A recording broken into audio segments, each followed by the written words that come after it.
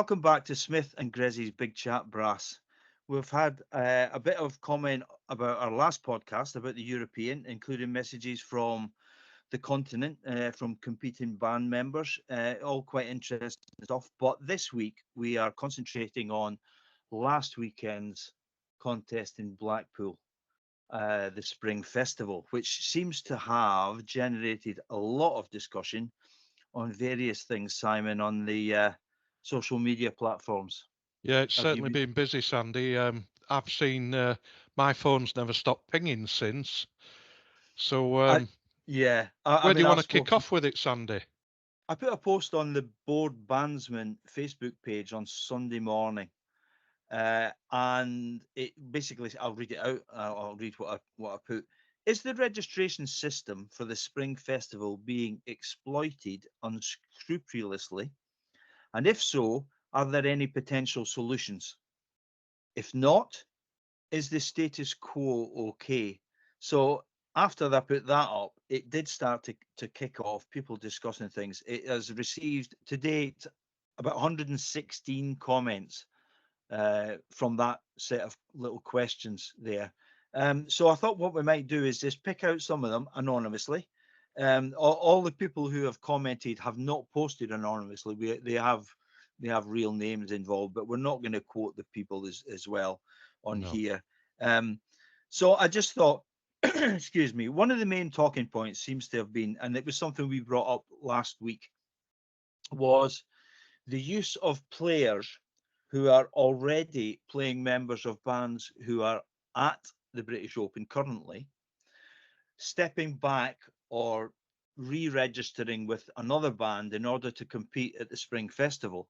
I think there are a few issues with different things as regarding this registration thing and players, where players are coming from. Um, and so one of the main ones, I think, is this idea that players who are already in British Open bands are helping out or transferring, registering with bands who are trying to qualify. And then with the cynical view of jumping ship back to their parent band or their own band afterwards. And that's obviously caused a bit of a stramash about the whole thing. I think that's a valid point. It We is. talked It is. we talked about this before, and I just think there's something that it just doesn't sit right. There is a loophole that needs to be closed, basically. It needs to be slammed shut, Sandy, because this is basically unscrupulous. You know, the, going to help a band out to qualify for a contest that you're already in is just bonkers. Um, I, I don't agree with it. And I'll tell you what, it's since they changed the transferring back the rule, I think it was 6 months to go back to your former band. And for some reason, they've brought it, I think it was after COVID, into 2 months. Mhm. But as usual, bands are looking for loopholes, and they're just riding straight through them. Well, I've talked to various very well respected people after this contest and saying, look, this happens every time. This is not a slight on the registry or anything. It's basically whatever rules come out, bands will try, British bands especially, will try and exploit these rules for their own advantage, cynically. Now, there cannot be, and we used the football analogy last week about bands in the playoffs, football teams in the playoffs, suddenly wanting to use, half a dozen Liverpool players or something, in order to get promotion to the Premier League or whatever. It's nonsense. It is absolute nonsense. And I've yet to hear a good justification for anybody who's done it. Some bands were doing it quite cynically. One band had three brass players and a percussionist from the same highly respected band trying to play for the band that's going to qualify. And if this is just left to run riot, you can end up with, I mean, where does it stop? Where Well, does I it think stop? I called it a swap shop last week, and It that's it. is. We're making a mockery of ourselves if this is how it's going to carry on. And I implore the people who've got the power in banding to really close that loophole up, because it's just in one fell swoop being exploited. It's got to be because they are competing, saying this is what a fantastic result we've had. Well, yeah, but you've had, it's like in football terms, it's like a local team signing Lionel Messi or somebody like that, and just saying, "Oh yeah, it's the best result we ever had." He scored 6 goals. Brilliant. He doesn't play for us normally, but it's just nonsense. I think it needs shutting. It can be done, and I think it will be done. I think that's the last time that'll happen. That's Well, I one hope thing. so. I think we can. Excuse me. I think we can safely say that will be something that will be changed. I'm pretty sure it's got to be. It can't go on like this. Um, the other thing that's one of the main things that seems to have come up is this idea. Well, I'll read you this quote first. Go on. Um, so, um, let's hope something is done urgently to stop checkbook banding. I know there are a lot of bands who have very little money, but you have only to look at yesterday's Grand Shield result to see that if you throw enough money at it, it can pay off. Finishes, something needs to change urgently. So this is about, let's not beat about the bush. This is about Oldham Lee's band who won the contest. And the rumours going about is that they have paid players to play. Now, on paper, I have no problem with that at all. I mean, Well, I people. don't, Sandy. I mean, in the past, there's been Williams Ferry, Grimethorpe Colliery, John Foster, and it just so happens now it's another John. It's John Collins who maybe got some, a bit of cash together through a successful business venture. I believe he's a farmer. He must be a farmer doing very well. And if he wants to spend his cash trying to get people to play with his band, I ain't got a problem with that. It's been Yeah, going on since years and years. well, no, I mean, and we're not talking like 20, 30 years. This has been going on for 150 years, right? Exactly. How do you think the bands like Munn and Feltons, Black Knight Mills, Meltham and Meltham Mills, Donkey, we're talking about the 1870s here, right? Yeah. These bands were employing people in their factories. We all know the stories about Grimethorpe Colliery having, they had made up jobs, the guys in the band. Fairies employed loads of people. Yeah. Fodens. All these bands going back to when it was a motor manufacturer, and there was, people were employed. Harry Mortimer and all that. They were all employed by the company. This is Now, not you. to put a bit of perspective on this, Sandy, we'll all probably remember Leyland Vehicles Band when Richard Evans, the wonderful Richard Evans, took over them, and they come through the Grand Shield. Mm-hmm. And that year they won the Grand Shield with players bought in or retained through the factory system that they had then. They played at the Grand Shield and they went on to the British Open, and presto, they got second. Mm-hmm. So that's just to put it in line with what's happened last week. It's all happened before. I think what's disgruntled people, and let's call a spade a spade. You have players of the caliber of Roger Webster or Chris Gomersall, trombonist. I heard that Les Niche was playing on tuba. Correct me if I'm wrong on that. I'm not exactly sure, but I have no problem with that at all. Chris has played at Oldham before. Well, I believe Roger Ian has. Shires comes down from. Well, yeah, they have. They are not. Ian Shires does not play for another band. Chris Gomersall does not play for another band. Okay, No. they are players. How a And lot of the. they've got the wonderful Billy Rushworth on horn. Yeah, Billy plays for them, as far as I am concerned. That is now Billy's band. The complaints seem to be about the fact that, well, for a start, these are super players. Some people can seem concerned that these sort of players, the Rogers, the Chris Gomersalls of the world, are playing in the Grand Shield when they're perceived by other people in the Grand Shield that these players are real top notch, and they are top notch players. Without a doubt. Um, but and they shouldn't really be there. Now, if they choose to play with that band for whatever reason, then so be it. That we have no. Why would you stop them? Why would you? What are you going to use as a tool to say no, that's not on? Are these play? Is it just because they're good? Well, as far as I see it, Sandy, so these players we've played in bands with most of these Yeah. guys, Yeah. and mark my words, when they were coming through banding, they did a lot of work on their playing. Now, maybe they don't want to be in some of your Brighouses or Black Dykes or whatever these bands because they've probably done their stint. And one thing you can't take away from them guys, they're all mates, you know, and maybe they want to Yes or play no? in a less busy band as mates whilst they're putting something back into banding. Yes, they're taking a bit of cash, but again, they've worked so hard on their playing. Why shouldn't they take a bit of cash? It's been going on forever. There seems to be a bit of discontent also about the fact that the Oldham maybe they had a very intense period of rehearsals over a short amount of time. And that seems to go against the grain of some people who say they're not rehearsing all the time. They're not a proper band. How they go about the rehearsals is nobody's business but theirs. No, none. They can rehearse whenever they want.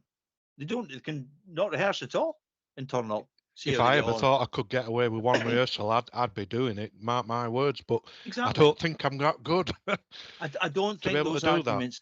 I don't think those arguments hold water No.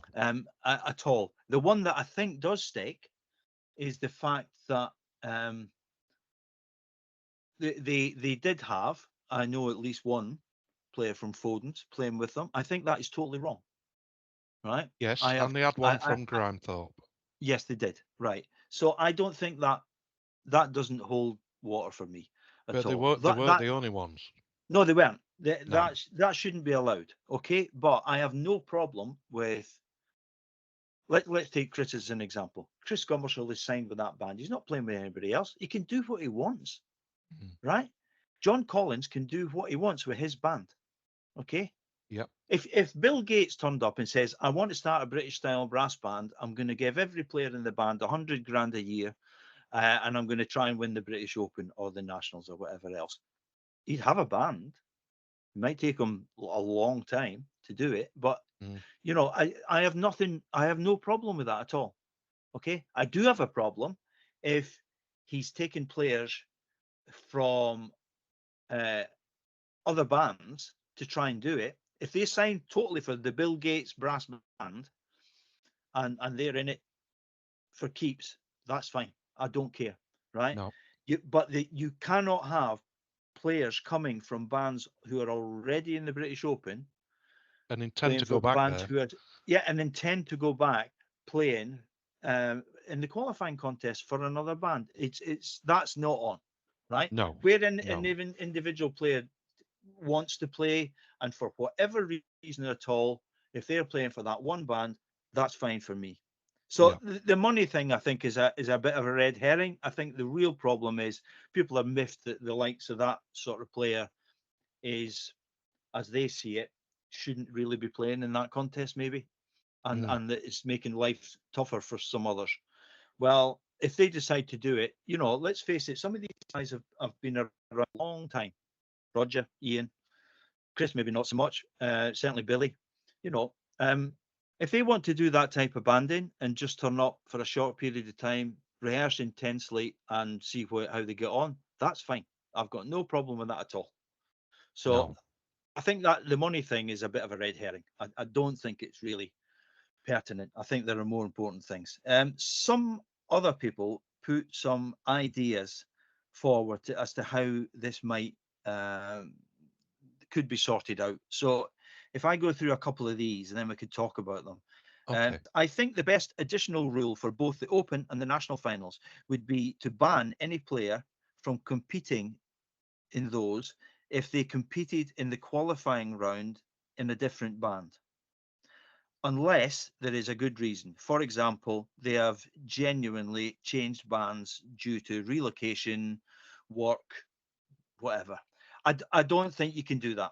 No, I you just can't. don't think, because okay, when it's saying they can be banned from competing in the finals if they've competed in the qualifying round. So, say for example, you've got a young horn player that played in the Grand Shield, uh, played with With a her band, band. right, with their band. So I don't know. So they've qualified in the Grand Shield last week. right? Yeah. They have then been approached by a band in the open, and they decide to go there as their band. Yeah. Okay, then I've no problem with that You can't at all. deny them that opportunity. No, you can't. You can't do that. As an example, I'll make some names up. There's a horn player at Upton Bladderworks Band that gets second in the Grand Shield. Okay, and then they get approached by Corey or Black Dyke or Foden's or whoever else you want to name, and they go and join those bands. Okay, that surely is that's fine. I've got no problem with that. So I don't think you can stop people doing that.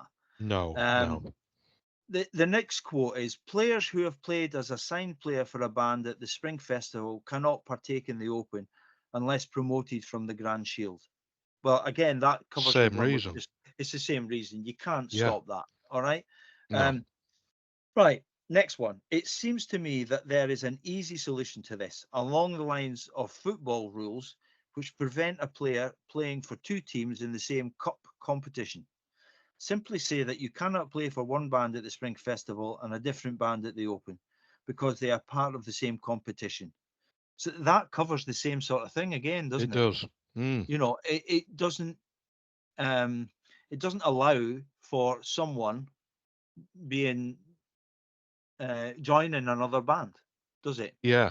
Uh, Going further on there, Sandy, they're saying bringing in large numbers of guest players from bands in the Open isn't in the spirit of the banding or fair competition. Quite right.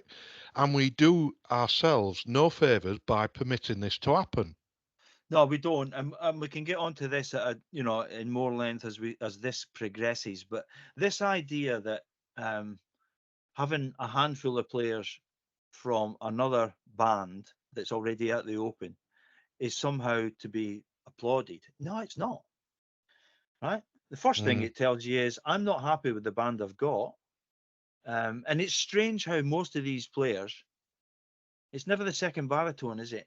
No, It's never the no. second, and that's. I'm sorry if you're a second baritone player. I'm not decrying it, but But it's never. It's they never get somebody in to play second horn. They're always a no. solo horn player. Yeah. They're somehow short of, you know. Uh, so yeah, I absolutely agree with that point. Bringing in large number of guest players from bands in the Open isn't in the spirit of banding. No, it is not. It is No. not in the spirit of banding. But the more you read into this, and the more you read into the reasons that people are or the suggestions, um, there's a bigger picture emerges here. Here's another one.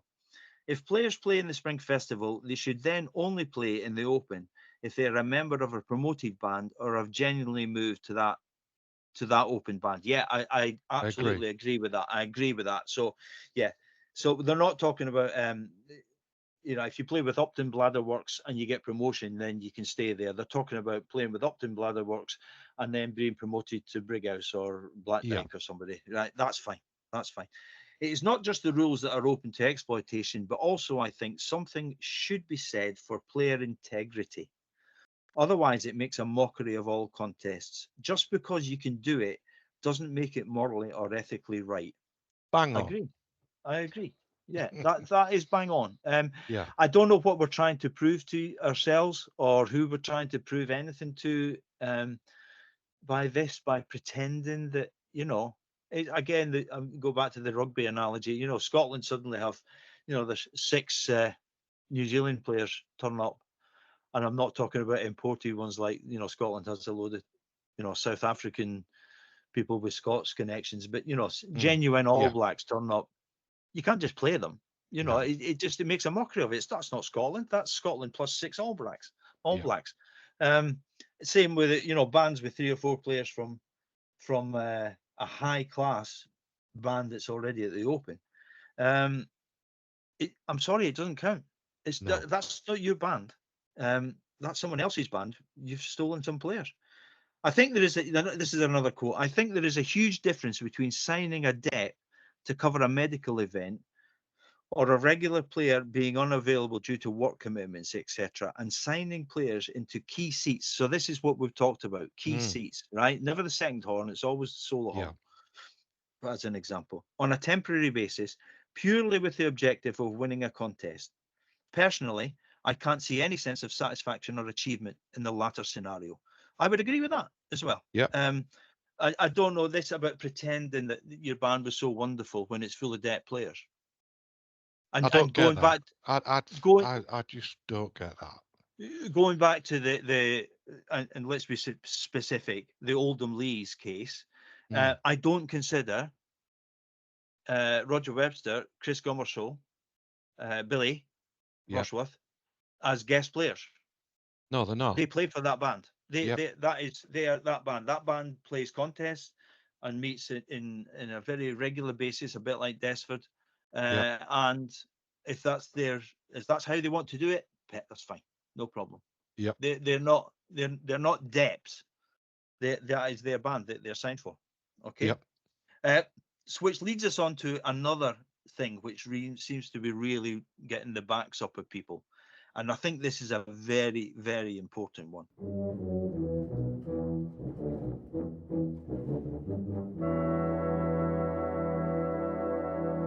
Foreign-based players. Oh, I'm glad you've got to this one. Let me just read you a press release from Sunday, 31st of March, 2024 on 4 Bars Rest. Okay. NASUWT Riverside Band has announced the appointment of Stephen Wilkinson as their new principal cornet. Great. I know Stephen. He's a really good player. I'm pleased to see him back there. Did he play principal cornet last weekend? No, he didn't. He sat second or third man. What did they do? They brought Lord Violet in from Belgium. That cannot be right. This is where it falls down, right? We can't have it both ways. We're talking about British banding struggling, and yet all the time there seems to be suddenly there's room for, and yet again, right? It's Lord Violet, one of the best cornet players going in Europe, right? It's not he's not playing second cornet. No, you know, these guys have been brought in for very specific reasons. I must also mention that the week before this, Stephen, and please, Stephen, I'm not having a go, but he was playing with Brighouse, and you've got to be fully signed to play with Brighouse in the European. He was sat on the front row with them. I'm not a bit mystified how this all works. I don't know, unless they just have to prove residency in the country. This is something that we need to bring in. Certainly, I think there needs to be a very open, very quick discussion about that players must be resident in the UK for any of our contests, areas, finals, open, Royal Albert Hall, whatever it happens to be. And by that you mean people who are studying over here, I presume, Sandy. So obviously, if you're resident in this country, if you live in England, Scotland, Ireland, Wales, and you're here all the time, that's a given. You're a resident of the UK. Okay. Yeah. Any foreign players who are on legitimate courses here, not just having 3 or 4 lessons with, somebody, but on a course at the Royal Northern or the Welsh College or the Scottish College, Birmingham Conservatoire, whatever it is, if they're enrolled in a course and they're here for a period of time, then obviously they qualify as well. But players who are just coming in to bolster the chances of a band trying to qualify for the Open, or a band playing at London, anywhere. Look, this is not a get at Lord Violet or anything. No, but he is the principal cornet, and a damn good one, of Villebrook Band, a damn good band. Yeah, his band. Why is he playing with Riverside? There is only one reason. Well, there's 2 reasons. The contest rules allow it, and that band, and this is not a go at him or Riverside or anybody else. They're trying to win the contest, and if they can get away with that at the moment, that's what they're doing. They're exploiting the rules. Let's put it that way. Well, I don't think it's just Riverside. To be fair, I believe it's not. That the young lady, wonderful cornet player from Trezequal, came in and played with Rothwell. Yeah, and I've heard since that the cornet player playing third down on the front row is the Swiss Open solo contest champion. So Yeah. she plays with Tres Etoile as well.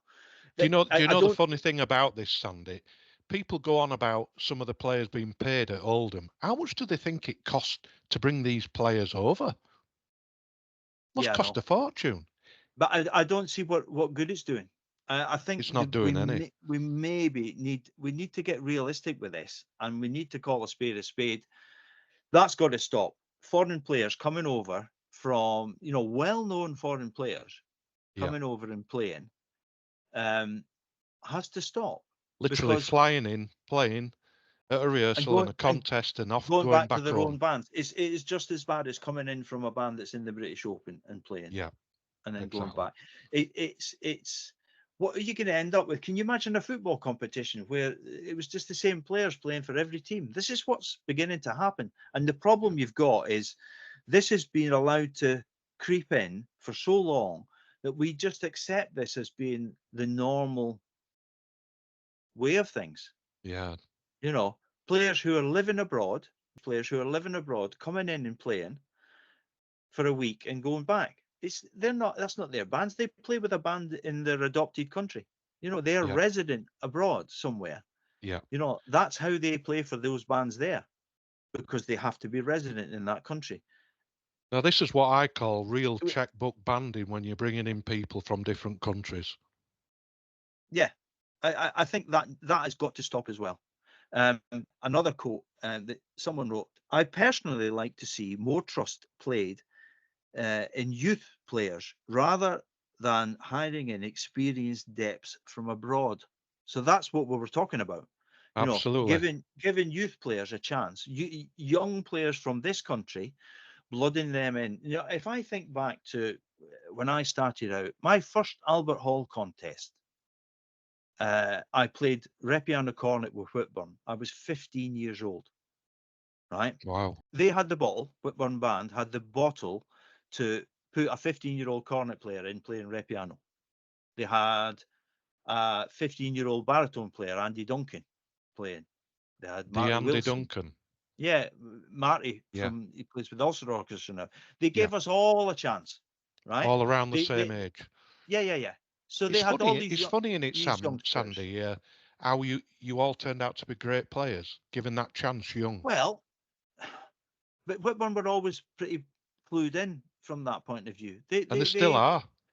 They still are, of course they are. But this is, I don't know why bringing in established, well-known, top-notch players from abroad does us any good at all. Yeah, one of the comments on the threads in response to that thing I've just read out was, well, the standard will go down then. Yeah, it might do it slightly, right? If you get a young 16, 17-year-old cornet player playing instead of a cornet player like Lord Violet or the girl from Tres Etoile, yes, the standard will not be as good, right? But in the long term, that person, he or she, is given that experience of playing in these contests, and they will improve and they will get better. We are giving them a chance. How can we do it otherwise? If we're just importing, it's like sticking plasters, isn't it, over a Yeah. big wound? That's all we're doing all the time, pretending. When in actual fact, it's full of imported players and people playing Yeah. in from British Open bands. It doesn't. I'm sorry, it's nonsense. It's just nonsense. Sandy, I must say, before anybody does fire back at us, we've both played in bands where, to be honest, the foreign players. I mean, I played at YBS when they brought in Bert Van Tienen on SOP after Peter Roberts left. It don't mean to say I agreed with it. It was way above my pay grade to be making them decisions. But, in these times are now different, and we've got to bring these younger players through. I just think there's got to be a realization. We have to fess up to this. All of this moaning about all the whys and wherefores of all different things that have gone on, yet we're still trying to pretend that things are as good as they've ever been, No. or the standards are great, or it's the best performance we've ever done, and all this. Well, yeah, but 5 or 6 of the band weren't even your players. Yeah. If they were your players, then keep them, use them, use them for the rest of the year. Don't let them go back to their other bands. Yeah. See how that works out. It's not going to work out, is it? No. There was one or two other slightly off the wall ideas which you can maybe talk about. It is clear to see that BBP, that's the brass registry, Yeah. are doing it for the money. I expect they will have made a few quid in the last few weeks. Well, if that was the case, then I would imagine that the registry would be advocating that you can transfer as many times as you want to whoever you want, whenever you want, and it will cost you 20 quid at a time, and they can make loads of money then. That's nonsense. That's just nonsense. Another one. Okay. Oh, there's somebody here, Sandy, wanting, let's do away with the registry. Foreign players must show evidence of working, living, studying in the UK. We've already covered that. Yeah. Play for as many bands as you like. Look to Europe. They aren't allowed flying depths, but you can play for a village band or a regional band. Now, I don't profess to know much about what goes on abroad.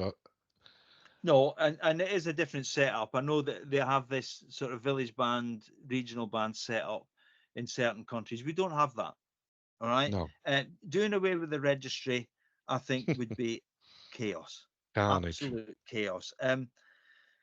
Yeah, I agree. Foreign players must show evidence of working, living, studying in the UK. So we have covered that. So that's the sort of reverse of what we're saying.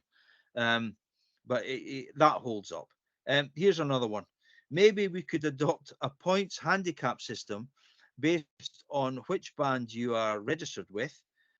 You can borrow who you want, but get a points deduction based on their standard. So I think what the advocation is, well, the first question is who determines the standard of the player for a start? That's what I would think. Who's going to do that? Is it going to be an adjudication panel, or is it going to be? I don't know. I don't know how they do it. So at points. So if you play, I don't know. Let me think. I'm picking names. Tom Hutchison. So you pay Tom Hutchison. He comes and plays with Upton Ladderworks band. But before they start, 3 points knocked off. You know, it's not workable at all. No. A points handicap? Nah, I mean that's just. So there's one final sort of topic around all these topics that I think is worth talking about. I after COVID, I was quite sort of thinking, you know, bands maybe needed to borrow players. There was going to be more need for it just to get them going. You know, we an both initial discussed this, didn't we? Spot. We did, and there was my good friend Kevin Wadsworth came up with what I thought was a pretty sensible idea about borrowing. For example, if you play in the third section in Yorkshire, so Lancashire, okay, and a band in Yorkshire of the equivalent standard needs to borrow you for the week after in Huddersfield after you've played in Blackpool, then you can play. But you cannot then join that band. So, as an example, if you conducted Upper Mill Band and I conducted Marsden Band, and they were in the same section, I could borrow your horn player, and he or she could play with me at Huddersfield Town Hall. But if we won or qualified for the finals, they could not play for me then. Right? They were not allowed to dep again for that same band. Right. And they were not allowed to jump ship from Upper Mill to Marsden for 18 months afterwards. This was to stop poaching, or you know, for example, if Upper Mill got 14th at Blackpool and Marsden got second and qualified and went to Cheltenham, they couldn't just jump it for a bash at Cheltenham. You know, it was so, and I thought at the time that was reasonably sensible. That's not a bad idea, no.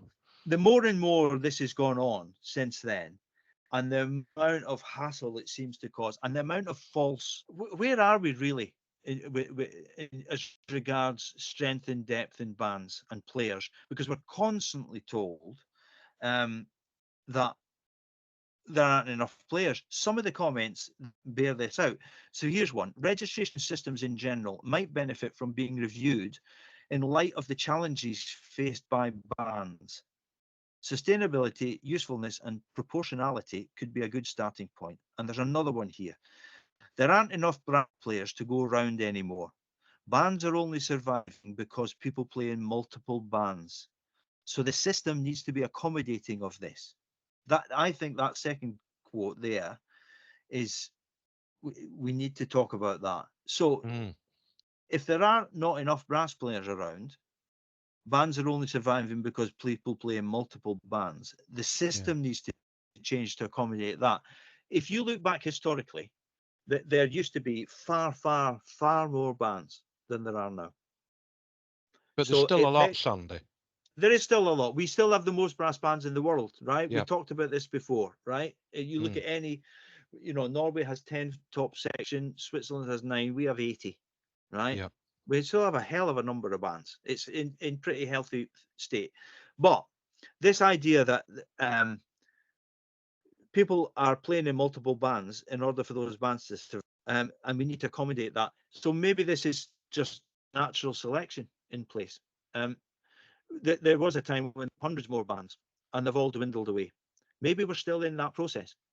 Yeah. And what are we trying to do now? It's like the old story of the guy, the little Dutch lad sticking his finger in the wall to stop the water coming through. And are we putting sticking plasters over that huge problem? And that Sticking your is there thumb in are and hoping to stop a dam. yeah, and there are not enough players about. I mean, are we really, strangely, I just read the report from Blackpool about Ebbw Vale band winning their section at Blackpool. And one of the comments says the Ebbw Vale band were formed in 2011 from the remnants of 2 local bands which didn't have enough players. So that has Mm. obviously become a success story. Yep. Are we in a situation now where we have to be really open and honest and saying that we're trying to sustain something here? Do we just need to be open and honest and say there aren't that many bands that we think there are at the moment? The strange thing is, though, that I've been told on fairly good authority that in the Grand Shield, 75% of bands had borrowed players Wow. right? Um, how did they go on at the areas that were only 2 months ago? I was just thinking that. It, How is it how come they can laziness? manage the how come they, no how come they can manage the areas, but they suddenly have real problems fielding a band at the Grand Shield, right? This is the Mm. cynic in me talking. It's because they see the Grand Shield as, and it is one of the hardest contests to win. Yeah, I'll Uh, vouch for that. they see that as that's their route to a big contest. That's their route to the British Open, right? Yep. They probably know they're not going to qualify. Some of the bands in that section are not going to qualify against the Black Dykes and the Brighouses of the world in Huddersfield Town Hall, Mm. but they have a fairly decent chance if they get a few ringers in to Yep. qualify from. So it's all of a sudden we seem to suddenly need all these borrowed players, or all these bands need borrowed players suddenly when they didn't need them for the areas. Well, It's I a believe bit of an he, anomaly. yeah, it's this thing. They're always end chairs that they seem to need. So obviously they've done the area.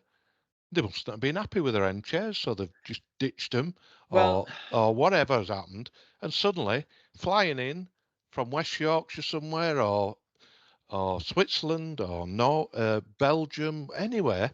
Oh, got a nice principal corner here. Let's just stick them on yeah. the end. It's Well, mad. again, this is going back to this point that somebody made about giving youth a chance and promoting these players and giving them a go at it.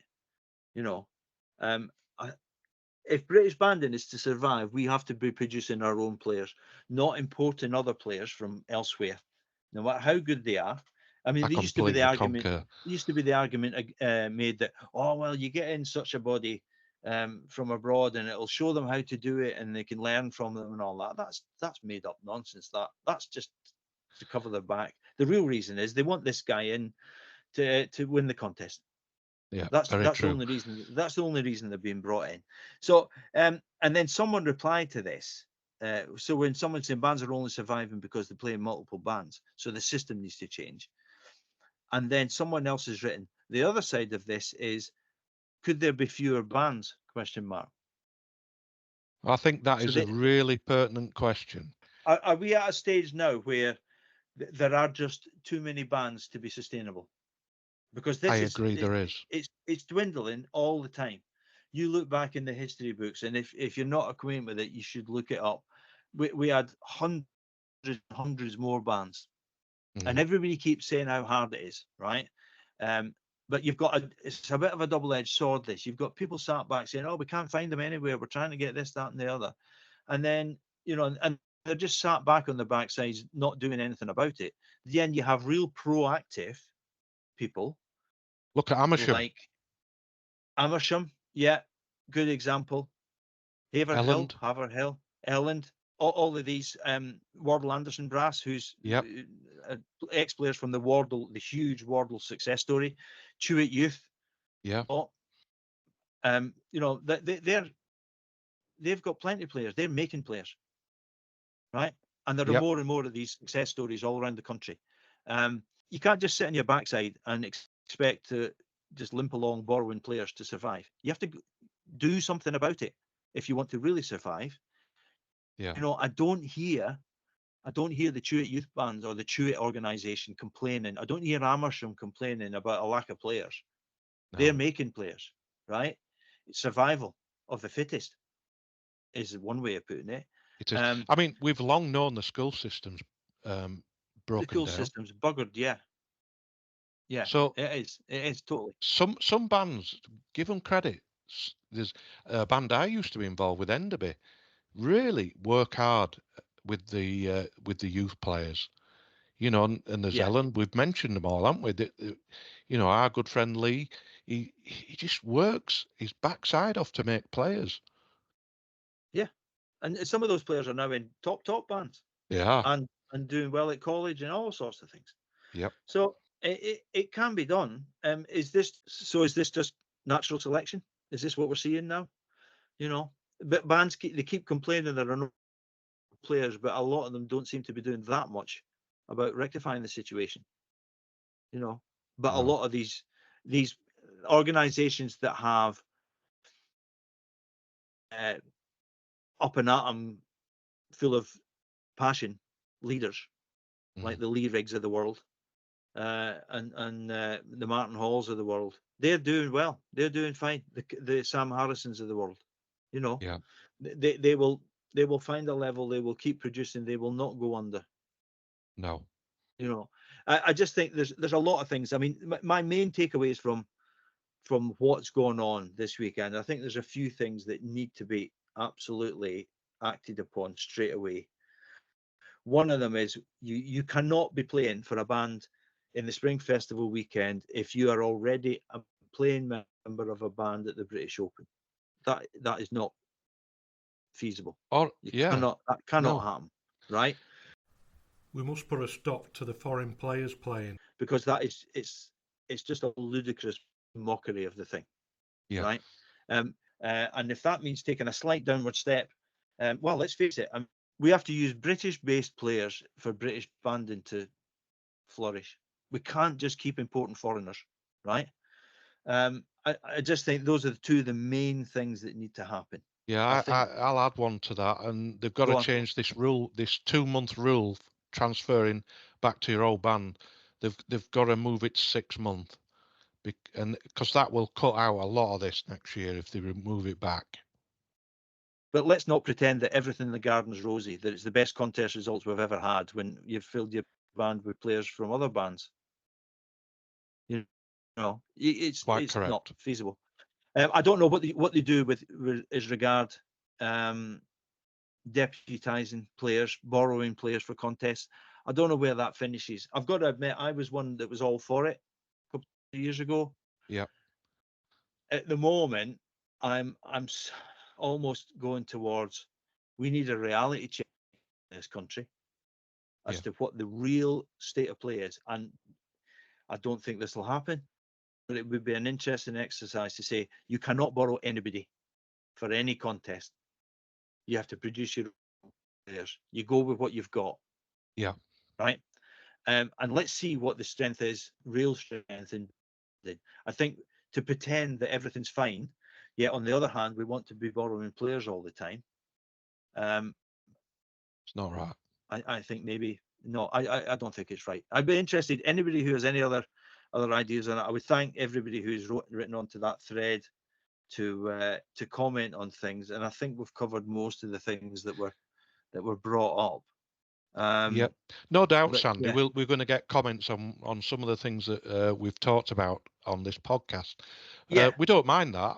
You know, we're an open book. I'd like to personally thank people who've sent me and you a lot of private messages about how much they're enjoying this podcast. To be honest, I was quite surprised. So it makes it worthwhile. Well, it does, and I think I have no problem with having an open discussion. You know, we won't agree on everything that we talk about, but I think we have to get we have to call a spade and get things out there. And people will disagree with a lot of this.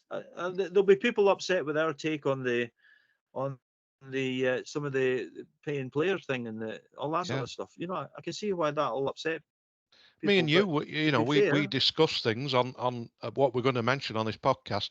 We don't always agree, but we sort out the common ground between us, and that's what banding needs to do. There's got to be not just discussion, but there's got to be action on this sort of stuff quickly. Yeah, we haven't got time to muck about. And banding needs sorting out. This has obviously caused real hassle. Some of it is misplaced. I've got to say, some of the angst and hair pulling aimed at Oldham Lee's band, I think, is misplaced. Absolutely. Yeah, I think some of it. But to be fair, I mean, it's no problem with what we talked about, those sort of players playing there. But they did borrow from a British Open band. I have a problem with that, right? Yeah. But I think on the whole, good luck to them. If they want to rehearse twice on a big hard test piece and turn up and play, and that's up to them. They can. I'm not going to dictate anybody's rehearsal schedule or see how they go about it or chastise them for not playing, 40 odd weeks of the year, only getting together 2 or 3 weeks before a contest. We know that happens elsewhere as well.